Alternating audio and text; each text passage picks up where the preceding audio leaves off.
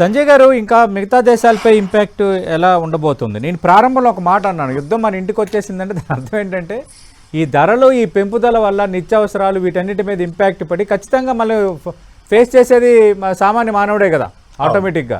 అందుకే నేను అన్నాను, ఆ పరిస్థితిని మనం చూడొచ్చా లేదా సద్దుమణుగుతుందా అని.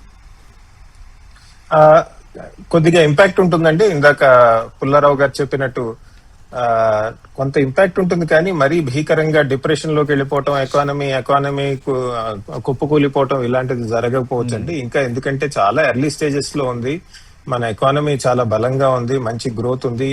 తర్వాత మన ఎకానమీ ఫండమెంటల్స్ అంటారు కదా, అవి కూడా చాలా బాగున్నాయి. కేవలం ఇది ఎక్స్టర్నల్ ఇండ్యూస్డ్ షాక్, బయట నుంచి ఈ ఇంధన వనరులు వాటి యొక్క ఫ్లోలో ఇబ్బంది వస్తుండటం వల్ల కొద్దిగా ఈ ఎకనామిక్ ఛాలెంజెస్ కనబడుతున్నాయి మాకు.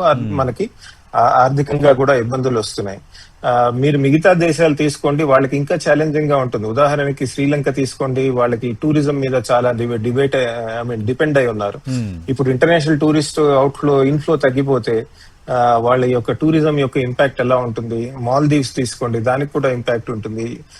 ఇప్పుడు ఫ్లైట్స్ అవి ముఖ్యంగా వాళ్ళకి చాలా పెద్ద ఎత్తున గల్ఫ్ నుంచి అక్కడి నుంచి కూడా వస్తారు. ఆ ఎకానమీస్ ఏమవుతాయి, అవి కూడా మన మీద ఇంపాక్ట్ ఉంటుందండి. అంటే మీరు అడిగారు కదా మిగతా దేశాల మీద ఇంపాక్ట్ ఎలా ఉంటుంది అని. సో ఈ చుట్టుపక్కల దేశాలు ఆర్థికంగా వీకెన్ అయితే వాళ్ళు చైనా మీద డిపెండెన్స్ పెరుగుతుందా లేదా అది కూడా మనం గమనించుకోవాల్సి ఉంటుంది. ఇప్పుడు పాకిస్తాన్ తీసుకోండి, పాకిస్తాన్ లో తీవ్రమైనటువంటి ఎకనామిక్ క్రైసిస్ ఉంది. ఆల్రెడీ వాళ్ళు చాలా ఆర్థిక ఇబ్బందుల్లో ఉన్నారు. ఇంకా ఇది మూలిగే నక్క మీద తాటికాయ పడింది అంటారు కదా, ఆ టైప్ లో ఇది ఇంకా అసలు వాళ్ళని బాగా ఇబ్బంది పెడుతోంది. అంటే భారత్ ఎదుర్కోగలదు, పాక్ పని అయిపోయినట్టే ఇప్పుడున్న. అంటే వాళ్ళకి వాళ్ళ ప్రభుత్వం యొక్క ముఖ్య లక్ష్యం వాళ్ళ ప్రజల్ని బాగా చూసుకోవటం కాదు కదండి. భారత్ తో శత్రుత్వం మెయింటైన్ చేయటమే వాళ్ళ ముఖ్య లక్ష్యం. సో ఆర్థిక ఇబ్బందుల వల్ల ప్రభుత్వాలు మారటం అవి మనం పాకిస్తాన్ లో ఎప్పుడూ చూడలేదు. మనం బంగ్లాదేశ్ లో ప్రజలు రోడ్ల మీదకి రావటం చూసాం, శ్రీలంకలో చూసాం, నేపాల్లో చూసాం.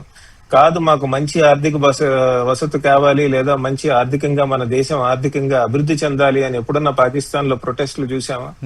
లేదు. ఒక పక్కన మిలిటరీ, మరో పక్కన ఈ రిలీజియస్ లీడర్షిప్, తర్వాత సివిలియన్ లీడర్షిప్ ఇవన్నీ కుమ్మక్కై దాన్ని ఆ దేశాన్ని మేనేజ్ చేస్తూ పాపం పేద ప్రజలు చాలా కష్టాలు పడుతూ ఉంటారు. అందుకే వాళ్ళ దేశంలో లైఫ్ ఎక్స్పెక్టెన్సీ తక్కువ ఉంటుంది, అవన్నీ కూడా ఉంటాయి. సో నా ఉద్దేశంలో పెద్ద తిరుగుబాటు అది రాకపోయినా పాకిస్తాన్ లో అది చాలా ఇబ్బందుల్లో ఉంది. అందుకనే వాళ్ళు సౌదీ అరేబియా వీళ్ళ దగ్గరికి వెళ్లి డబ్బులు అడుగుతున్నారు, మాకు ఎక్స్ట్రా ఇస్తే మేము ఎకానమీని నడుపుకుంటామని ప్రాధాయపడటం జరుగుతుంది.